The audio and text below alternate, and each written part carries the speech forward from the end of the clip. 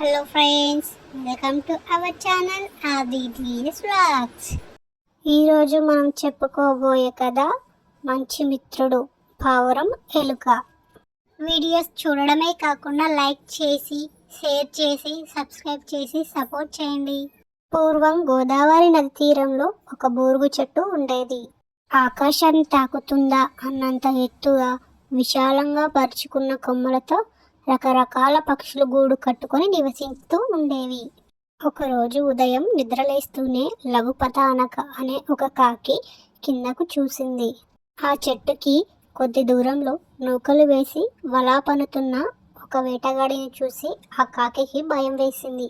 అయ్యో, పొద్దున్నే లేచి ఈ పాపాత్ముడి మొహం చూశానే, ఈరోజు నాకు ఏ ఆపద రాబోతుందో అని అనుకుంటూ వెళ్ళి పక్కన ఉన్న వేరే చెట్టుపై కూర్చొని ఆ వేటగాడిని గమనించసాగింది. వల పన్నటం పూర్తి కాగానే వేటగాడు పక్కనే ఉన్న పొదలో దాక్కొని పక్షులు వలలో ఎప్పుడు చిక్కుకుంటాయా అని ఎదురు చూడసాగాడు. ఆకాశంలో ఆ చెట్టు వైపుగా పావురాల గుంపు రాసాగింది. ఆ పావురాల గుంపుకు చిత్రగీవుడు రాజు. ఆ బూరుగు చెట్టు దగ్గరకు వస్తూనే ఆకాశంలోంచి వేటగాడు పన్నిన వలను చూసి మిగిలిన పావురాలతో ఇలా అంటాడు. మిత్రులారా, మనుషులు తిరగని ఈ చోట్లో నూకలు ఉన్నాయి కనుక వీటి వెనుక ఏదో మర్మం ఉండి ఉంటుంది. బహుశా ఏ వేటగాడు మనలాంటి పక్షుల కోసం పన్నిన వలాయి ఉండవచ్చు. అందుకని మనం ఈ నూకల కోసం ఆశపడి ప్రమాదాన్ని కొని తెచ్చుకోవద్దు అంటూ హెచ్చరించాడు చిత్రగ్రీవుడు. ఆ గుంపులో ఉన్న ఒక ముసలి పావురం చిత్రగ్రీవుడి మాటలకు నవ్వి, చిత్రగ్రీవ, నీవు రాజు అన్న అహంకారం వదిలి నిన్ను చెప్పే మాటలను ప్రశాంతంగా విను. అనవసరమైన అనుమానాలతో ఎదుట ఉన్న ఆహారాన్ని కాదనుకోవటం మూర్ఖత్వము. నువ్వే చెప్పావుగా ఈ ప్రదేశంలో మనుషులు తిరగరని. మరి ఇలాంటి చోట నూకలు ఉండడం అనుమానించదగిన విషయం కాదు. ఆ బొరుగు చెట్టు మీద నివసించే పక్షులు ఆహారాన్ని తెచ్చుకునేటప్పుడు వాటి నోరు నుండి జారి కింద పడిపోయి ఉంటాయి. అందుచేత మనం కిందకి దిగి ఆహారాన్ని తిందాం అంటూ చిత్రగ్రీవుడి నిర్ణయానికి అభ్యంతరం చెప్పింది. ఆ ముసలి పావురం మాటలు నమ్మి మిగిలిన పావురాలన్నీ వంతపాడినట్టుగా ఉండిపోయాయి. చిత్రగ్రీవుడు తన మాటలతో పావురాల మనసు మార్చడం కష్టమని తెలిసి మౌనంగా ఉండిపోయాడు. చిత్రగ్రీవుడి మౌనం అర్ధంగీకారం అని భావించిన పావురాలన్నీ నూకలు తినడానికి నేల మీద వాలాయి. పావురాలన్నీ వలలో చిక్కుకున్నాయి. చిత్రగ్రీవుడి మాటలు నమ్మకుండా ముసలి పావురం మాటలు విని ప్రాణాల మీదకు తెచ్చుకున్నందుకు కోపంతో ఏడుస్తూ ముసలి పావురాన్ని తిట్టసాగాయి.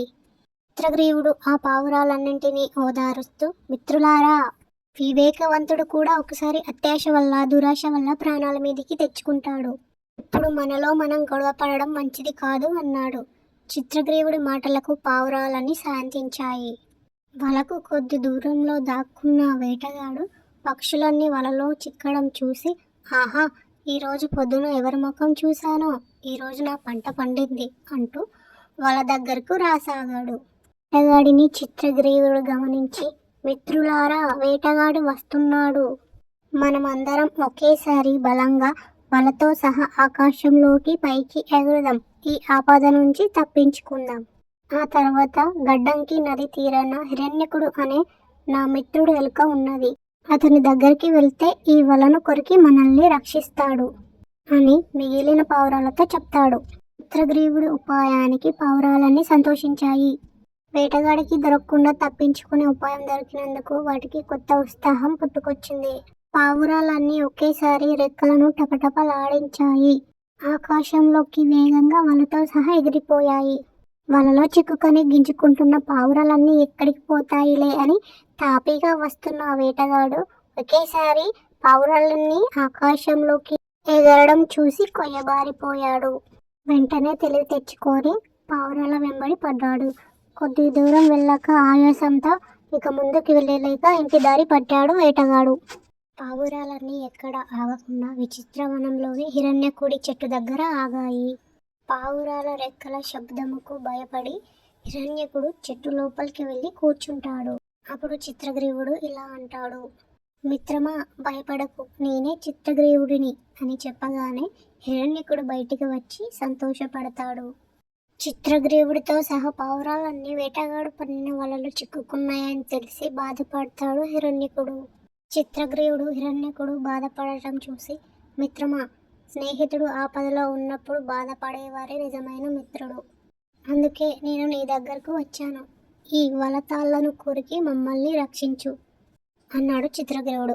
చిత్రగ్రీవుడు మాటలకు హిరణ్యకుడు నవ్వి, నీ కోరికను తప్పకుండా మన్నిస్తాను మిత్రమా, కానీ నాది చిన్న విన్నపం.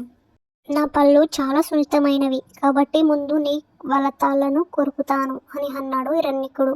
హిరణ్యకుడి మాటలకు ఇలా అంటాడు చిత్రగ్రీవుడు, అలాగే మిత్రమా, కానివ్వు. ఈ పావురంలకున్న వలతాళ్లను కొరికి ఆ తర్వాత నా కాళ్లకు ఉన్న వలతాళ్లను కొరుకు అని అన్నాడు చిత్రగ్రీవుడు. చిత్రగ్రీవ, తనకు మాలిన ధర్మము మొదలు చెట్టు బేరము అన్నాడు హిరణ్యకుడు. హిరణ్యక, మనల్ని నమ్మిన వారిని మనం రక్షించడం మన ధర్మం. అదే ధర్మం. అందుకే ఈ పావురాలన్నింటినీ రక్షించి తర్వాత నన్ను రక్షించు. చిత్రగ్రీవుడు మాటలను నిజమని గ్రహించిన హిరణ్యకుడు పావురములన్నింటినీ వలతాళ్లను కొరికి రక్షించాడు. చూసారా, ఆపద సమయంలో ఆదుకోవడానికి ఒక మంచి మిత్రుడు ఉండాలి. మిత్రలాభము కంటే మించిన లాభం లేదు అనేది కథలోని నీతి. ఈ స్టోరీ మీకు నచ్చినట్టయితే లైక్ చేయండి, షేర్ చేయండి, సబ్స్క్రైబ్ చేసుకోండి.